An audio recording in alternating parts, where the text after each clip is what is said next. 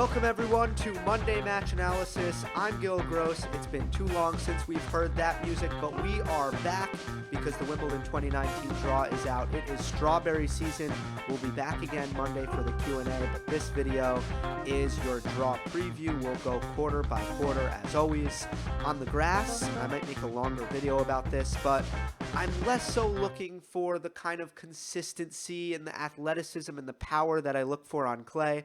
I'm looking for great serves, great returns, great racket skills, precision, and variation. All that good stuff is things that are going to get you very far on grass. Let's start with Novak Djokovic's quarter. He's the 1 seed at this tournament. And he's got, for his top seeds, Stefanos Tsitsipas, Daniil Medvedev, Gill Monfils, FAA, and David Goffin. The reality of Djokovic's quarter is I think that it's a pretty tough one. In the beginning, in his first round, he gets Philip Kohlschreiber, who's beat him this year, who's very comfortable on the grass. Shouldn't matter, though. He gets probably Denis Kudla. It could be Malik Jaziri in the second round. And Kudla is what I would call a grass court specialist, so that's kind of a tougher test. Shouldn't matter once again. But what could matter is Djokovic is going to likely have a very tough fourth round and a very tough quarterfinal. Now, it's not all bad for Djokovic. I'll get into that in a second. But let's just talk about the potential fourth round. It could be Gill Monfils, but I don't think it's going to be Gill Monfils. His movement and his defense is kind of neutralized on this surface. His power isn't as important on this surface. He's just he's not comfortable on the grass, and that's become very clear throughout his career. So that's why I have Gill Monfils on upset alert. It's not really a product of his draw. He doesn't play anyone particularly dangerous, but Monfils, without the time and sometimes playing too passively, we'll see, because he's a different player, but that's why he's on my upset alert. I do think that Djokovic will face Felix Auger-Aliassime in the fourth round. And Felix has been serving incredibly on the grass. It's been overwhelming, and he keeps his strokes very short, very compact. He's very comfortable playing very aggressive style, and he can also finish points at the net. But mainly it's his serve that's been so difficult for opponents to crack on the grass courts. And that's why in Stuttgart he went all the way to the final and lost to Matteo Berrettini. And then at the Queen's Club for the Fever Tree Championships, he made it all the way to the semifinal before he lost to the eventual champion, Feliciano Lopez. So Felix has been incredibly impressive on grass. At age 18, he is already 21 in the world. This is the kind of pace that Rafael Nadal and Roger Federer, that's the kind of pace that Felix Auger-Aliassime is on. I don't know how high Djokovic was ranked when he was 18, but I think Djokovic was a bit more of a late bloomer. But here we have a guy who's extremely dangerous, who's going to join the elite ranks at any moment, and Djokovic will draw him, in my opinion, he'll draw him in the fourth round. But we'll see what happens. The nature of draw analysis is hypothetical. The nature of it is jumping the gun, and that's just how it goes. Then in the quarterfinals, I have it, well, it will likely be the winner of Daniil Medvedev and Stefanos Tsitsipas. This is a very interesting matchup because Medvedev is 4-0. In this matchup, Medvedev likes the grass a lot. Tsitsipas likes the grass a lot, or at least his play style fits it quite well. So we'll see what happens in that. I just have this weird feeling that Tsitsipas gets it done this time. I have no rationale for that. But if it's Tsitsipas, I think that's also a very dangerous matchup for Djokovic with the big serve and the big forehand on grass. The way you can beat Djokovic is you can take the racket out of his hand on this surface. Can't really. It's a bit harder to do that on a hard court, but on a grass court, it's a bit easier. So I think Djokovic has a pretty tough quarter, especially with his fourth round and his quarterfinals. And the first two rounds are relatively difficult as well. I'm going to pick him to go through, but as you're going to see, I think that there is a scenario where Djokovic does not reach the semifinals. The good news for Djokovic is if he does reach the semifinals, he will probably have a very breezy semifinal opponent, as we'll talk about when we go to the next quarter, which is Kevin Anderson's quarter. Finishing up, though, this quarter, the dark horse, I kind of like the seeds in this quarter, except Monfils. I think all the seeds will go pretty far. So it was pretty difficult to pick a dark horse, but I did get to have a look at, I don't really know how to pronounce his first name, really, because I've never watched him on a television broadcast, but I think it's like, I don't know, whatever. His last name is Moutet. He is a Frenchman. He is a lefty. He's very young. He loves to go to the net. He's got a great lefty slice serve. He plays quite close to the baseline. And for all those reasons, I'm like, this guy should be pretty good on grass. Slices his backhand pretty nicely as well. So all that should bode well for Moutet. Let's see who he has. I forget. Let's pull up the bracket real quick. Moutet. Oh, he has Grigor Dimitrov. Right. Okay, so the reason I pick Moutet as a dark horse is because I think he has a good chance at beating Dimitrov in the first round, but he would face Felix in the second round. Upset alert, I already discussed Monfils. Early popcorn, none. I think the popcorn in this quarter comes late. Djokovic, FAA, that is must-see, and Medvedev, Tsitsipas, a rivalry, a confounding head-to-head where Medvedev's been so dominant, so that would be another one that I would hate to miss. Let's go to the next quarter, Kevin Anderson's quarter. I got to be honest, this is one of the worst quarters I can remember in recent Grand Slam history. We're talking about Kevin Anderson, who's barely healthy, skipped the clay court season from the elbow injury, missed most of the beginning of the season with, I think it was also the elbow, if not the shoulder, but he's had right arm issues. I know his legs have been fine, which is good. It's more important that someone can still keep their cardio up and work on their fitness and their movement. But for a guy who relies on a big serve like Kevin Anderson, having elbow issues or shoulder issues is pretty bad. Sasha Zverev, who hasn't found any form really in 2019, played 2 grass court tournaments in his home country, Stuttgart and Halle, wasn't particularly impressive in either of them. I don't think he made a quarterfinal. Certainly didn't make a semifinal. And on grass, I think Zverev's just too passive, not big enough off the ground to succeed on grass. Last year, one of my better picks, I picked Ernest Gulbis to defeat Zverev, and that's exactly what happened. Karen Khachanov is in there, and I actually think he's looked pretty good. He's lost to Matteo Berrettini in both of his grass court warm-ups, but Berrettini's been so good. I think Khachanov has looked really good. Milos Ranoic, the only concern with him, Raonic has had great success at Wimbledon. Did he make a final? I'm pretty sure he's been in the Wimbledon final, if not semifinals. He's beaten Roger Federer at Wimbledon, so this is a guy who can get it done here. The only concern is that he had a back injury that he had to pull out of Stuttgart with. I think it was Stuttgart. But certainly one of the grass court warm-ups he had back issues, so that's not very good.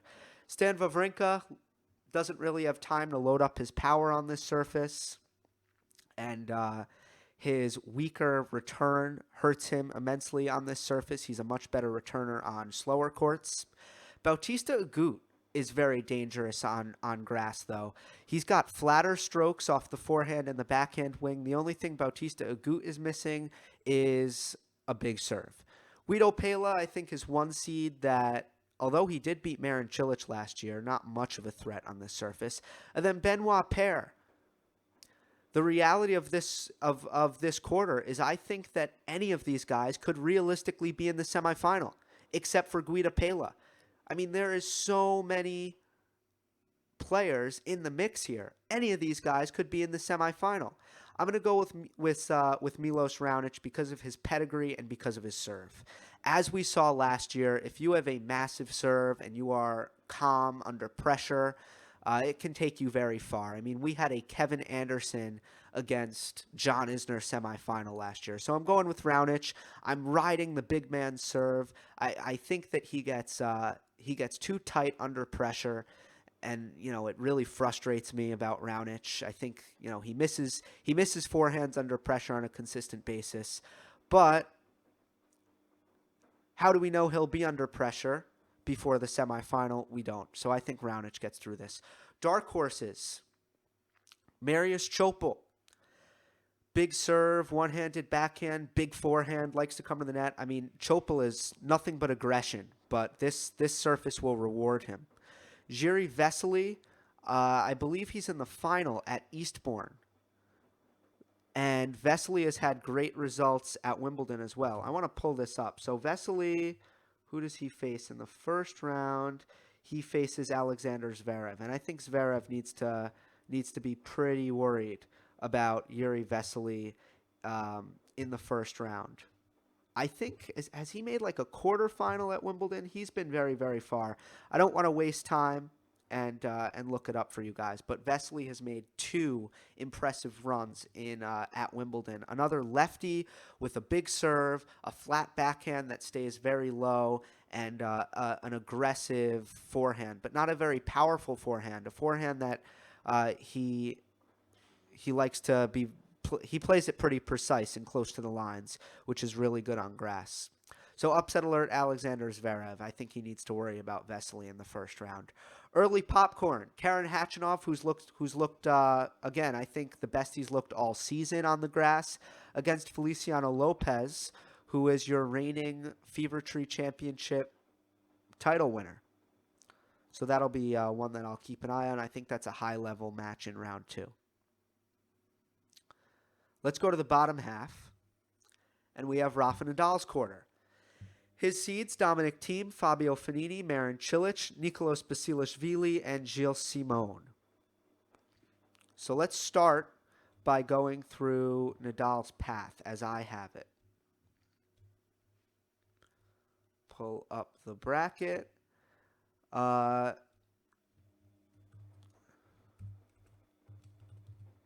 Nadal starts things off with Shigita, the qualifier. Not a problem. But in the second round, it's the winner of Jordan Thompson and Nick Kyrgios. And that's not what Nadal wanted to see, because Kyrgios is very capable at his best of completely taking the racket out of Nadal's hands and beating him on grass. However you want to look at it, if Kyrgios brings his A game, it's a super dangerous matchup for Nadal. Then in the third round, it could be Denis Shapovalov, but I think it's going to be Jo-Wilfried Tsonga. I think most of the most dangerous unseeded players in this tournament are in Nadal's quarter here. And you can see that in my dark horses. I had to include 3 guys. So I think so many guys are dangerous. And that's not even including Dan Evans, who's another dangerous unseeded player. This is the quarter of the unseeded players when it comes to the most dangerous unseeded players in the draw. Then, after the third round, I think it gets a bit easier for Nadal. In the fourth round, he could draw Marin Cilic, if Cilic makes it that far. He's been so inconsistent in 2019, but if any surface can bring the old Marin Cilic back to the forefront, it is grass. And I do believe that Cilic beat Nadal at the Hurlingham Club in an exhibition match before Wimbledon. So I got to say, it's pretty tricky if you look at things from Nadal's perspective. But the top half of this quarter, in my opinion, is rather weak. And that's because I think Dominic Thiem needs to be very, very careful with Sam Querrey. And I thought about it very hard. And, I do think that Sam Querrey upsets Dominic Thiem in the first round. And it comes back to the same reason why Stan Wawrinka struggles on grass courts. And that's the return, and especially the backhand return. It's really very difficult for one-handed backhands, unless your name is Roger Federer, to return with effectiveness on grass, because it comes so quick, and it's just hard for players to do anything but block it back or chip it back. And for Federer, he's just mastered that return. Dominic Thiem has not. And Sam Querrey, who is finding form once again, I think that he's in the finals at Eastbourne as well. I think. But Querrey, who's kind of rounding into form, has had great runs at Wimbledon, has beaten Djokovic at Wimbledon. I think that Querrey pulls this off against Dominic Thiem. And then if you look at the other seeds on the top half of this quarter, Gilles Simon, Fabio Fognini, Laszlo Djere. Not much going, not much doing. So the good news for Nadal is I think that he could have a relatively easy quarterfinal if he makes it that far. I have him facing Sam Querrey in the quarterfinals. So Nadal's draw starts off pretty tough, maybe gets a little bit easier towards the end.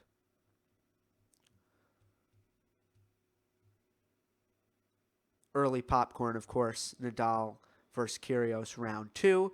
Let's see if Kyrgios can get by Jordan Thompson. Sometimes you know how it goes with Nick. Lastly, we have Roger Federer's quarter. The top seeds, Kei Nishikori, John Isner, Matteo Berrettini, Diego Schwartzman, and Alex de Minaur. Take a look at Federer's path to start off. He has Harris in the first round, Noah Rubin, or what's Clark's first name?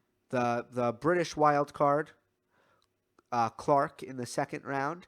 Then he could face Luca Pouille, but Pouille faces Richard Gasquet in the first round, so I'm going with Gasquet in that one. It could be Bublik, but I think Gasquet. Then, of course, we know what Gasquet does when he faces a member of the Big Three. Doesn't really put up much of a fight. And then I think he faces Jan-Lennard Struff, who is my dark horse. I have Struff making a run to the fourth round. He'd have to go through the likes of Diego Schwartzman. He'd have to go through the likes of Marcos Baghdatis, who's playing his last tournament. Shout out to Marcos Baghdatis, an incredible career, one of the most likable guys on tours. So much fun to watch throughout his career. So clap your hands, Marcos Baghdatis. Great career, and congratulations on retirement. Struff then could face Badane. Coric was in this section, but Coric has sadly withdrawn with what he called a minor injury. Oh, you know what? I don't know if Struff still plays Baghdatis. The Coric withdrawal might have shaken things up. Anyway, you have Schwartzman in this section as well. So this is a huge opening for Jan-Lennard Struff, who's got a big serve, who's super aggressive off the ground, and likes to play short rallies. Should love the grass. And Struff just all around, he's playing great tennis. It's been a really good year for Jan-Lennard Struff. Then in the top half here, you have Alex de Minaur, who I think he's yet to make a run in a Grand Slam. Grass is going to be his surface because he doesn't have the power off the ground. He's still too small, but the grass will help him because he's got the precision off the ground. And this surface will help precise players. It'll kind of even it out. That's the thing. You look at a player like Adrian Mannarino. He won, what's it called? Herkenbosch? I can't even pronounce it. But the tournament in the Netherlands that Adrian Mannarino won. Mannarino would never win a tournament right now at this stage in his career on a slow court because he doesn't have enough power. He can't generate the offense. What Mannarino can do is change direction and play close to the lines. When you hit a perfect shot on grass, when you hit it right, when you place it well, when you set it up well, it doesn't matter how much power you have. It's going to win you the point. On a surface like clay, you have to hit 3-4 perfect shots in a row unless you have the kind of power that a team, Nadal or Wawrinka, has. And then the reason they're so good on clay, or one of the reasons, is they don't have to hit as many great shots because they hit so big off the ground. So de Minaur moves well on this surface, loves this surface, great at the net. I think that this is going to be his breakout Grand Slam tournament. Gets Marco Cecchinato in the first round, and I definitely give de Minaur the edge in that one. But we'll see what happens. Kei Nishikori is the upset alert. I think he loses to Cameron Norrie. That should be a center court match, and I think Norrie will give the British fans a good show and come through that match. Let's see, what else do we have here? We have Matteo Berrettini, who's been so good, but he runs into John Isner, and I think Isner serves his way past Berrettini. We'll see what happens. I could see that going either way. But Federer, I think, plays Isner in the quarterfinals, and that's been a pretty lopsided head-to-head in favor of Roger Federer. and I think he gets through that, makes the semifinals. So Federer comes through this quarter. Of the big three, Federer has certainly the kindest draw. There's no two ways around it. Whether he faces Berrettini or Isner or Struff or Schwartzman, all these names, they pale in comparison to the threats that Djokovic has in an FAA, a Tsitsipas, a Medvedev, or the threats that Nadal has early on with a guy like Tsonga, who's getting healthy again, or more importantly, a guy like Nick Kyrgios in the second round. So Federer definitely comes out of this draw looking the best. And also he won his warm-up tournament. So it's always good for confidence, Roger Federer coming in. Let's see, a few comments. Let's go to the final weekend, and I could see this going two ways. So let me be very, very clear. And I think for the French, I was clear. For the French, I said I could see Djokovic losing to Thiem. But if Djokovic plays Nadal in the final, I'm going to go with Djokovic. That was kind of how I picked the French Open. Here's how I want to pick Wimbledon. And I know I have to choose one, but I could see this going two ways. I could see Djokovic not making the semifinals. I could see him losing to Felix, possibly, or losing to Tsitsipas, less so Medvedev, to be honest. I could see that. And honestly, I'm not overly impressed with Djokovic's preparation, and I worry sometimes about Djokovic's motivation now. Kind of the comeback has kind of been completed, and now he's defending. He's defending champion. I like Djokovic as an underdog. I like him with a chip on his shoulder. I don't really like it when he's the front runner as much when it comes to his motivation. And the other thing is, there are no grass courts in Serbia, right? So last year, Djokovic, who needed match play, played Queens. He played the Fever Tree Championship. He went to London. He trained on grass courts early. This season, he decided to stay in Serbia where there are no grass courts, and he was training on hard courts. So we know that Djokovic's priorities are no longer 100% tennis. They also involve spending time with his kids, with his family, and sometimes that means he's going to stay in Serbia. Does that mean he's going to be as prepared for Wimbledon as he was last year? I don't know. Let's see. He should be fine, but I just want to throw that information out there that Djokovic spent a lot of time preparing for Wimbledon on hard courts, which was interesting. Federer, on the other hand, I'm quite certain that he's going to make the semifinal. I think that's a safer bet than Djokovic making the semifinal.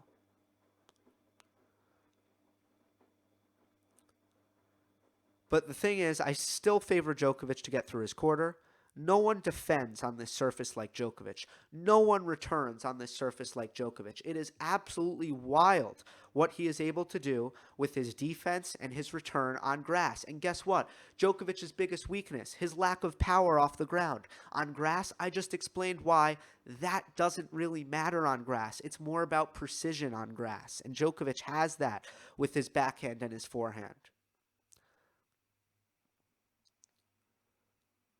And he gets the cakewalk semifinalists, likely.